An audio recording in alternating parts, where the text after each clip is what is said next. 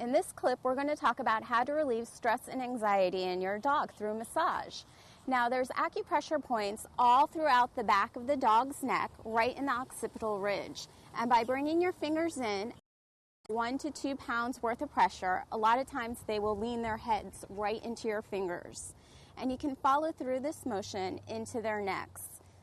And just give a great pull on either side of the neck, stretching out those muscles, and follow back up through to the occipital ridge. You can use your fingers, your thumbs, your forefingers, and this is going to help relieve any stress or tension. You're going to be getting the acupressure points that are around the occipital ridge to help relax them.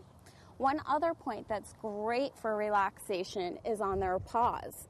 And if you come right below their wrist and just massage in an up and down motion, this a lot of times will help to relieve any tension and stress that they're having. Again, this has to do with acupressure points that are just helping to relax your dog and make them feel more comfortable.